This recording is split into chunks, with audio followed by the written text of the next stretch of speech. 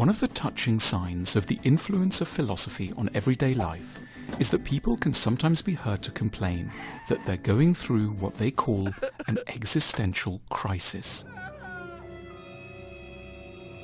The phrase may be being used rather casually and vaguely, but it nevertheless touches on one of the major traditions of European philosophy, closely associated with the ideas of 5 philosophers in particular: Kierkegaard, Camus, Nietzsche, Heidegger, and Sartre. Though these thinkers disagreed on many things, it is possible via their thought to come to a coherent view of what an existential crisis really is, and when it might therefore be helpful to refer to ourselves as going through one.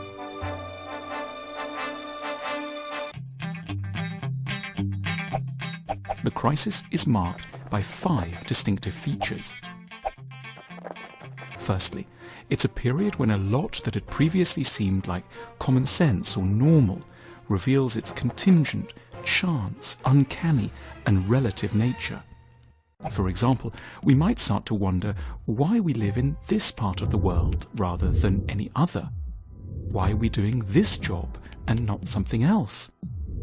Why are we with this partner and are following this set of social norms?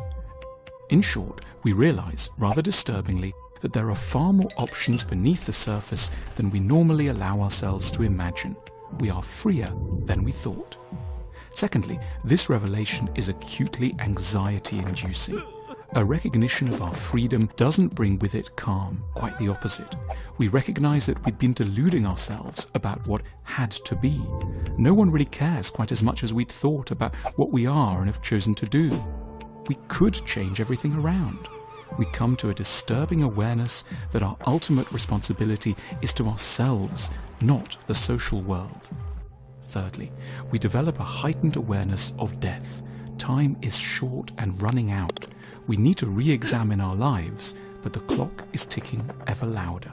Fourthly, and crucially for all the existential philosophers, we have many choices, but are, by the nature of the human condition, denied the information we would need to choose with ultimate wisdom or certainty. We are forced to decide, but can never be assured that we've done so adequately. We are steering blind, and therefore we can be guaranteed to make a lot of mistakes. The condition of mankind is to have to plot our course in the dark without adequate reason or insight. This leads to another favorite word for the existentialists: anxiety. The human condition is to be anxious, not about this or that particular thing, but as a basic feature of our lives, because we must always choose without any security that we've chosen well and without sufficient time to explore the options. This can all sound perilous and dispiriting, yet the existential philosophers don't mean to depress us.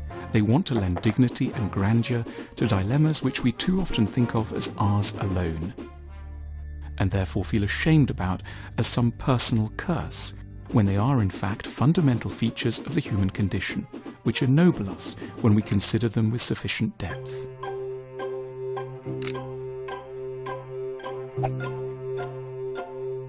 The existentialists offer us a useful corrective to a normal, pernicious view that intelligent choice might be possible and untragic in structure.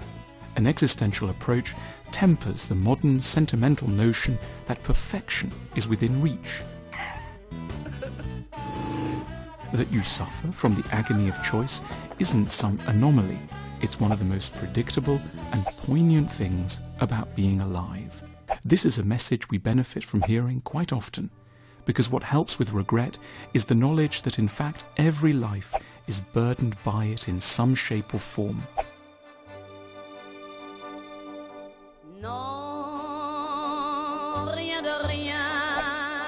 The regret-free life exists only in movies and songs. The way to diminish our anxiety and panic is to alleviate the sense that one had the option to choose correctly but failed. A degree of disappointment is, as the existential philosophers so beautifully admitted, just simply the human condition.